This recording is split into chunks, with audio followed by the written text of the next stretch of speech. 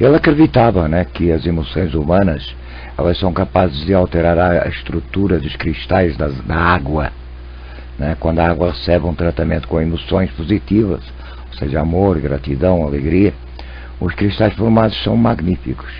E eu vou voltar então ao tema, já que eu também foi colocado como tema para o programa, onde o japonês, o Masaru Emoto, lançou uma teoria, né, sobre as moléculas de água e a ressonância das mesmas em relação às emoções e pensamentos humanos. É um tema importante, né, já que hoje o mundo é um mundo de emoções, né, negativas e positivas, não é? O que é que nos pode falar sobre isso, Dr. L'Oreal?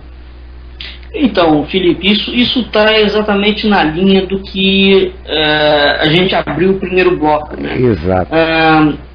O que está na essência dessa teoria do Masaru Emoto? Primeiro que é a medicina Hado, a medicina japonesa. Mas qual é a base disso? A essência disso é uma teoria iniciática. Uhum. Essa teoria, ela considera a água como o principal elemento na constituição do universo. Certo? Então a água, ela é a alma da manifestação cósmica inteira. Aliás, Platão também utiliza esse conceito no Timeu, quando ele estabelece a harmonia musical da alma com o mundo. Então a água, desde tempos imemoriais, ela é íntima e reconhecidamente associada à vida, à origem da vida, à manutenção da vida, à perpetuação da vida, a todas as formas de vida. Ou seja, da vida biológica à vida espiritual. Reitero, que água é essa? É esse líquido inodoro, ou quase inodoro. Algumas pessoas dizem que a água, inclusive, não tem gosto, o que não é verdade. As águas têm gostos, e gostos completamente distintos, cheiros completamente distintos, né? Então, a água que o Masaru Emoto está se referindo é esse líquido inodoro? Se for, o mistério é maior ainda, porque metafisicamente ela tem significações profundas que a gente desconhece, né? Então, voltando ao Masaru aqui, um aspecto importante da teoria dele, que é ligada à medicina Hado, né, é a visão do corpo humano. Ou seja, como é que o corpo humano é visto dentro dessa medicina? O corpo humano é visto como um universo em si mesmo.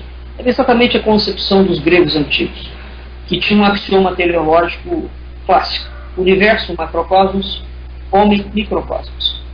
Por conseguinte, havia uma relação direta entre o homem e o universo. Esta relação, por exemplo, hoje a gente tenta retomar ela dentro de uma perspectiva da ecologia profunda, né? Todo mundo sabe que se eu poluir a água de um rio, eu vou sujar o rio. Mas não é somente isso.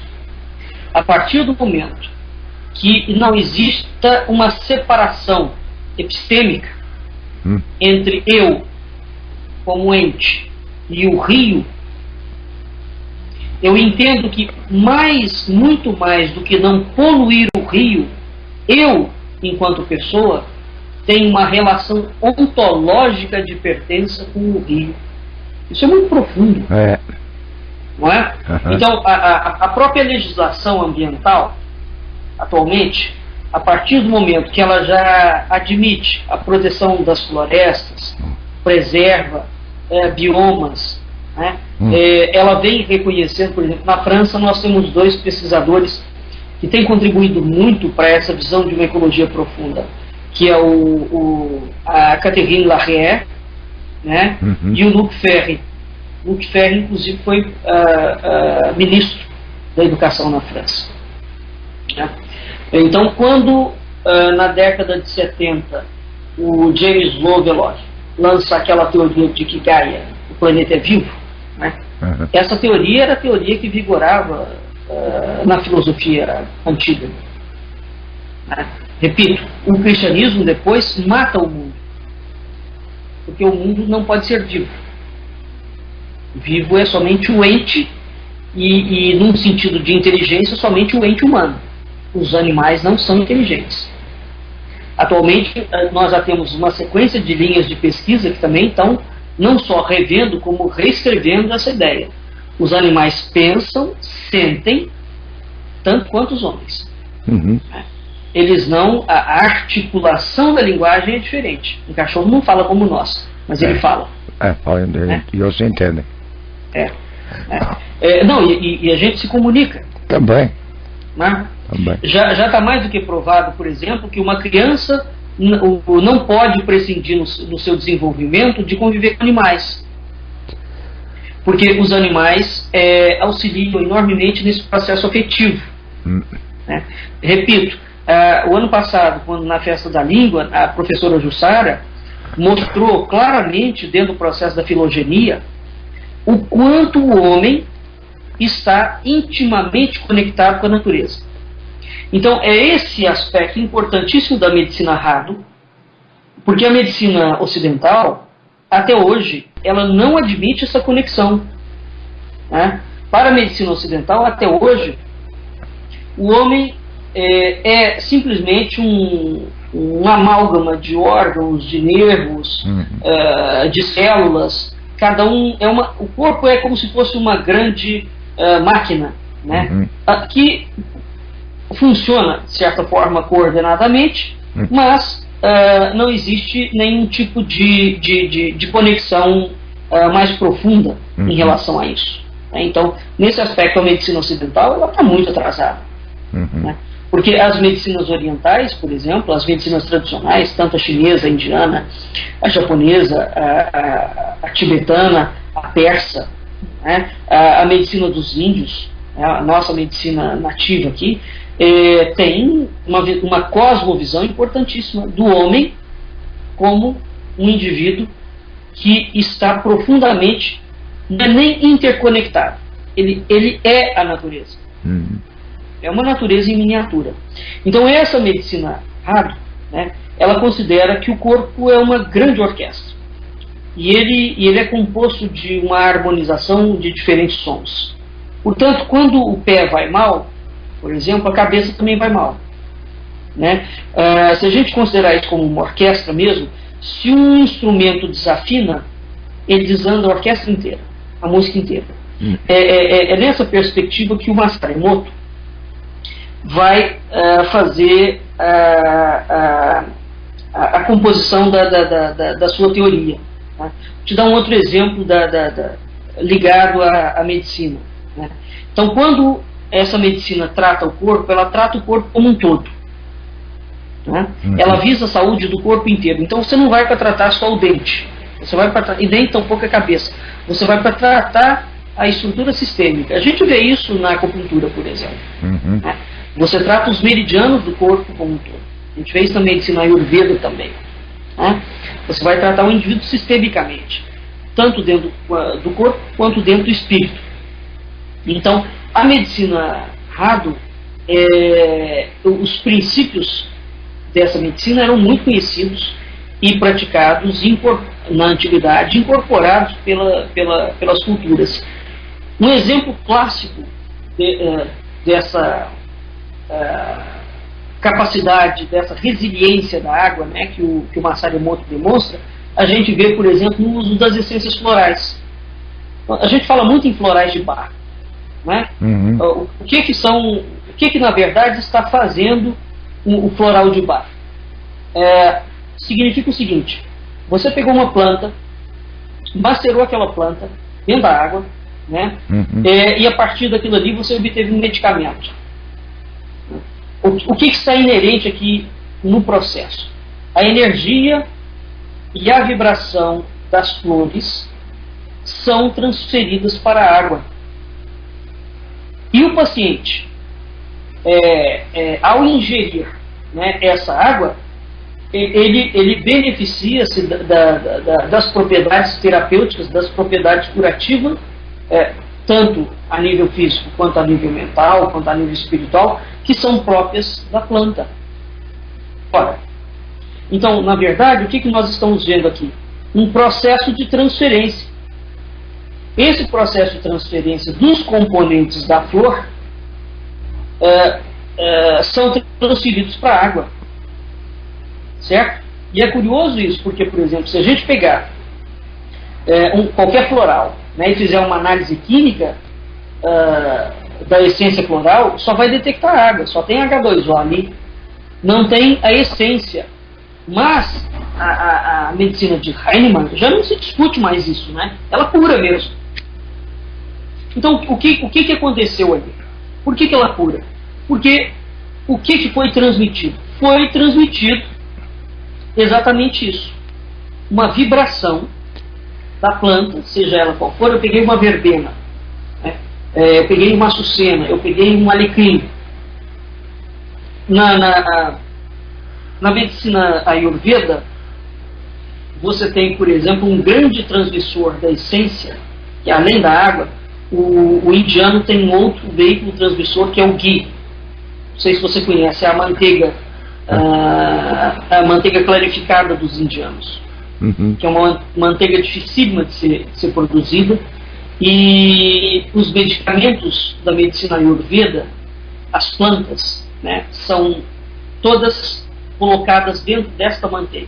Depois que ela é clarificada, ela torna-se semelhante a um azeite puríssimo, a um óleo puríssimo, com todas as propriedades de um óleo puríssimo, né?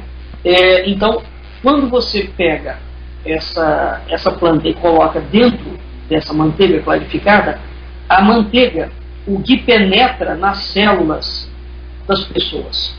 E ele leva para dentro das células a propriedade daquela planta. Então, quando você come um ghee temperado, por exemplo, uma manteiga, na verdade você está comendo a propriedade terapêutica daquela planta. E os medicamentos todos da medicina Ayurveda são feitos com manteiga.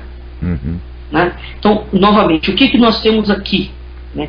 Nós temos exatamente isso que os florais de Bach, né, que o Eduard Bach, que é o clássico, né, criador das essências florais, embora a gente verifique, por exemplo, que os egípcios tinham uma cultura de flor terapia, de aromaterapia, que era uma das coisas mais vigorosas do mundo.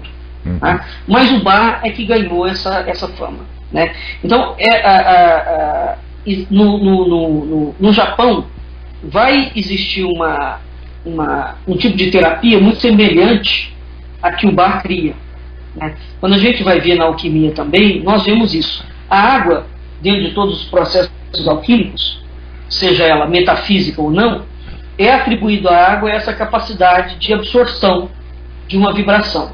Então a água capta alguma coisa, aquela propriedade específica, que é metafísica, transmite, né, ela atua como um veículo transmissor. Ela carreia aquela informação para aquele indivíduo. Inclusive o Masaru Emoto fala nisso, né? Exato. Mas a teoria toda dele é em cima disso. Né? Porque isso que a gente vê, que hoje nós chamamos de vibração, né? A teoria toda do Masaru Emoto é exatamente nesse aspecto.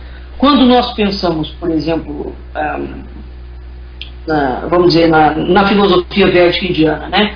Que você tem o corpo, onde entra uma energia invisível, que faz com que os chakras funcionem. Né? Segundo essa teoria, as essências florais atuam diretamente nos chakras e elas curam determinadas partes do corpo. Ora, qual é a proposta disso? A vibração que o Masaru Emoto coloca, ela não é detectável. Você não detecta a vibração. Pelo menos até hoje não existe um aparelho que detecte isso, né? Como eu falei anteriormente. Então, você pegar um floral qualquer, mesmo que ele já seja um medicamento preparado, e você levar ele a um laboratório, você só vai detectar água, não há nada. Entretanto, a energia, a vibração da planta está atuando naquilo ali. Então a vibração é algo que a gente não enxerga a olho nu, tá? Mas isso não significa que ela não exista. Né? Então a homeopatia é um tipo de medicina vibracional. Até o próprio Jean-Pierre Garel fala isso, né? De que a água verdadeira não é líquida. Exato. Que a água que bebemos não é água. O que não é? Mas isso aí assim é mais profundo ainda, não é? Exato. Então essa questão é muito séria. É muito séria. da mitologia da água, porque, por exemplo, o que o Masaru Emoto vai colocar? Ele vai fazer uma série de experiências. Aliás, antes dele, já tinham sido feitas experiências em Findhorn, naquela comunidade na Escócia, né? Findhorn lançou, inclusive, um livro muito antes do Masaru Emoto, em que eles analisaram as águas de Paris e fizeram um trabalho de vibração em cima dessas águas e fotografaram essas águas, os cristais.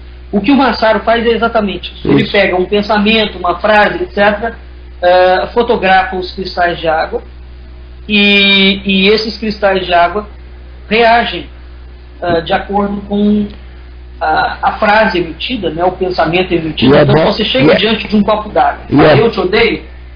E é bom nós frisarmos para os ouvintes que o Masaru falava que a água de torneira ela não cristaliza, né? Ela não absorve, porque ela tem muita química. Então ela não absorve nem pensamento. Ele conseguiu fazer essa experiência e mostrar que assim a água pura de rio, de nascente, ela absorve pensamento e pode inclusive cristalizá-lo. Não foi isso? Foi, é isso. Não é isso? É isso. E uma coisa interessante para nós é o seguinte: trazendo isso para o corpo humano, o indivíduo nasce, se não me engano, com uma proporção de quase 90% de água, né? O homem é água pura. Não é? Água, o homem é planta. Água pura. O corpo humano é água. E então, fazendo um paralelo, ora, se o Masaru Emoto demonstra que uma molécula de água reage, ela cria uma mutação, né? Ela vai adquirir a forma plástica de acordo com a vibração emitida. Imagina isso num corpo. Você trabalhar numa repartição pública, onde todo mundo fala mal de todo mundo o tempo inteiro. Eu acho que isso aí, inclusive, é um dos males da nossa sociedade hoje, é contagiante isso aí. Exato. Então, transformando isso para um exemplo do corpo humano, né? Ora, porque se a molécula de água, sob um experimento laboratorial, ela reage de uma forma, ela é água. Ela sempre é água. Exatamente, a molécula do nosso corpo também vai reagir da mesma forma. Né? Isso significa que nós temos pensamentos, sentimentos e comportamentos que são insalubres ou não. Sim. Né? Então, sobre essa perspectiva. Bem, isso aí também até podemos relacionar. O meio forma o cidadão, forma o indivíduo, o meio onde ele está inserido. Então, falar que não eu não me deixo contaminar é uma absoluta mentira. O homem é contaminado pelo meio, sim, que altera precisamente essa parte que você está falando. Exatamente. O que nós temos o que não há é interessante, mesmo nos estudos de ecologia, né? Eu acompanho um pouco essa questão por conta da filosofia da natureza, que é uma área, que é um campo que eu gosto particularmente. Mesmo dentro do discurso da ecologia,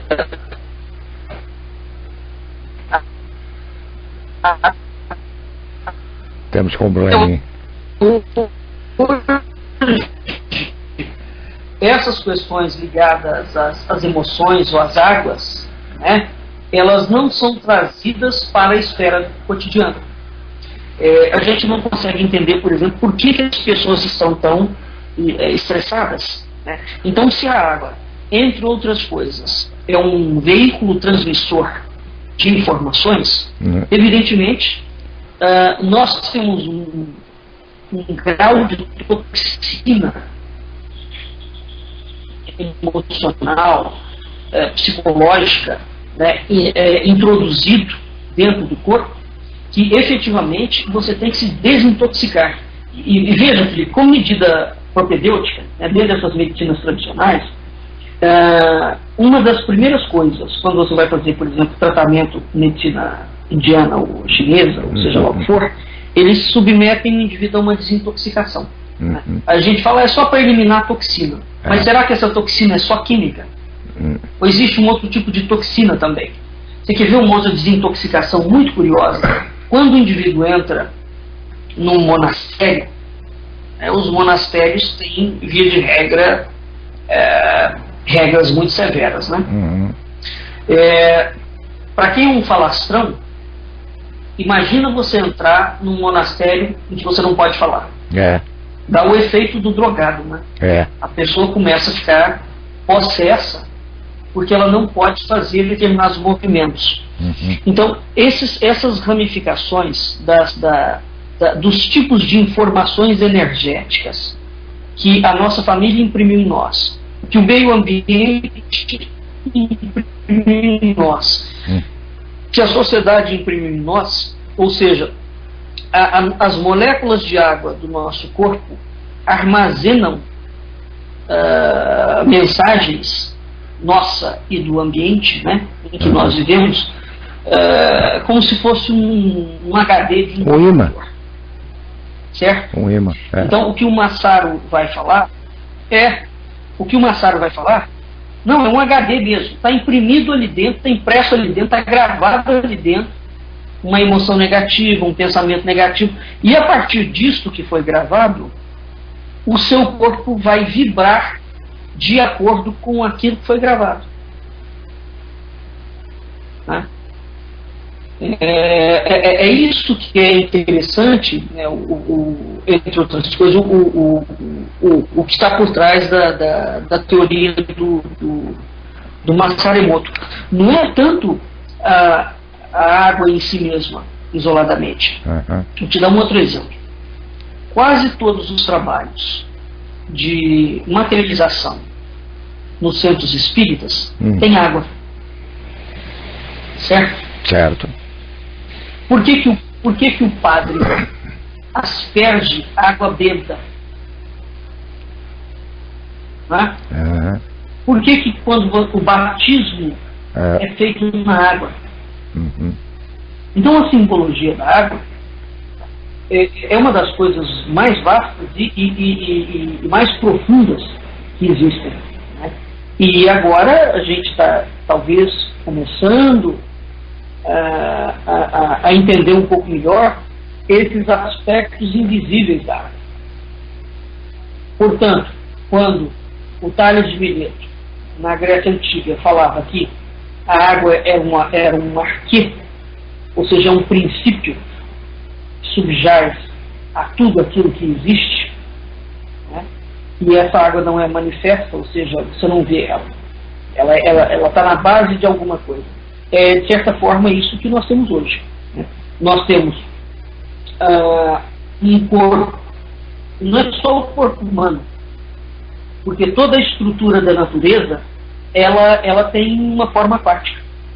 Qualquer coisa, se você pegar, por exemplo, uma célula, né, e abrir isso num microscópio eletrônico, você vai ver que, efetivamente, o interior da célula são água. É impressionante o movimento que existe ali dentro. Então, a água como um elemento que existe na natureza é realmente uma grande autoridade e talvez será o elemento mais fortemente, de fato, associado à vida. Né? Porque há os ciclos da água. A gente não consegue desassociar os ciclos da vida dos ciclos da água. Tem uma teoria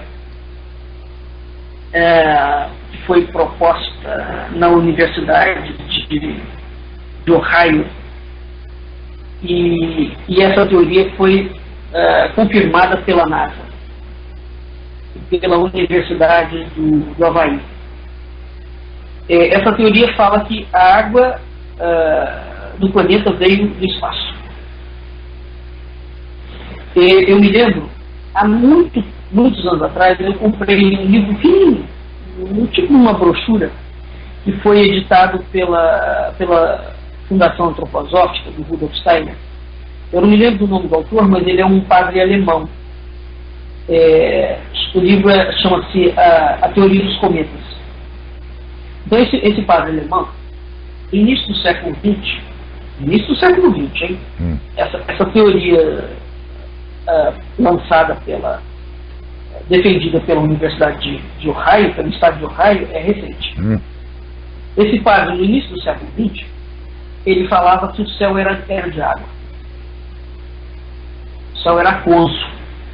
Ora, as teorias, no Tratado da Pedra Filosofal, esse livro das edições 70, né, do Lamstrink, que a gente abriu o programa com aquele poema Veja Bem e Entender. Dois peixes nadam no nosso mar. O mar é o corpo. Os dois peixes são o espírito e a água. Existe uma outra parte desse livro que chama O Piloto da Onda Viva. Então, essa publicação das edições 70 é uma publicação primorosa, porque além de ele trazer o Lamstrink, ele traz o Piloto da Onda Viva, o Tratado do Piloto da Onda Viva. Ora, o Tratado do Piloto da Onda Viva fala exatamente isso. Ele é um tratado hermético, evidentemente, né, profundamente simbólico, totalmente ligado à água, e que o universo é aquático. E aqui ele leva isso à extensão ampla do termo, né? Então, isso para fazer assim um paralelo. Esse padre, quando ele fala que o céu é de água, ora, vamos voltar à concepção cristã. Se o céu é de água e nós estamos dentro do céu, nós somos o quê? A Terra está inserida dentro da água. Nós somos o quê?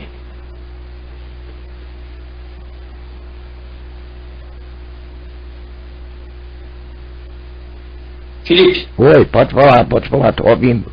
Nós somos água. Alô?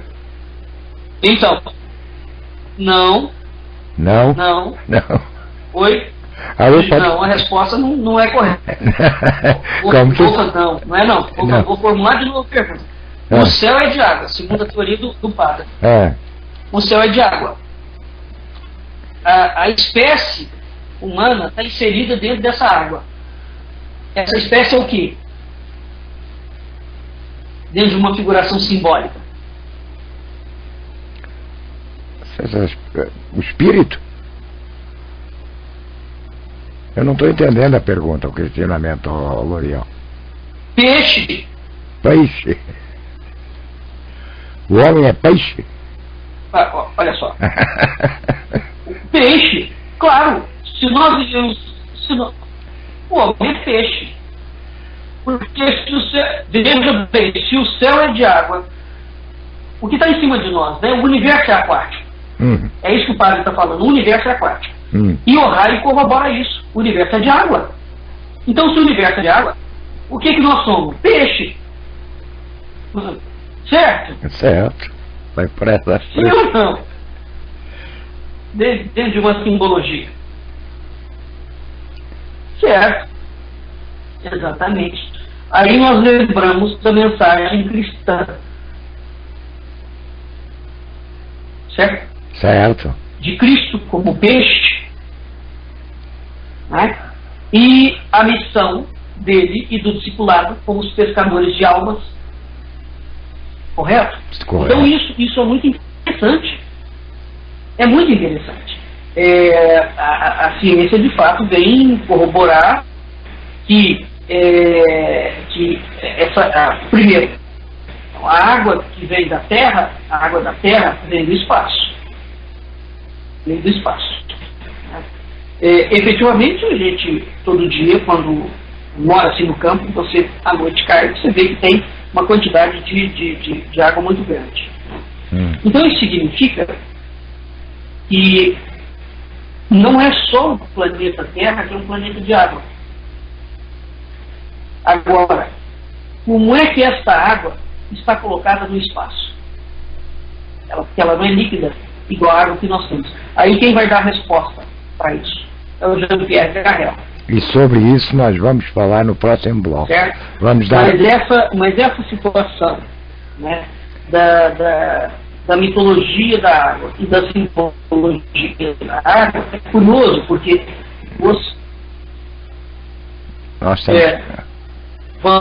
deixa eu só concluir que o Ocidente, primeiro, no início, exterminou toda a relação que o homem tinha com a natureza, né?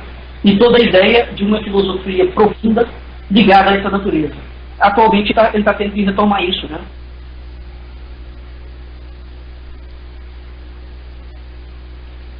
Nós estamos com algum probleminha de áudio. Como vocês sabem, o programa é feito via Skype com o professor L'Oréal, que está no Rio de Janeiro, né? E nós temos sim alguns probleminhas de vez em quando, né, com a internet, motivados às vezes por intempéries, né? Outras vezes também por corte de sinal. Vamos então a um pequeno intervalo e a gente volta já já, ver se a gente consegue então uma melhor conexão com o Rio de Janeiro, com o professor L'Oréal. Fiquem por aí, vocês estão no programa Cultura e Identidades. A gente volta já já.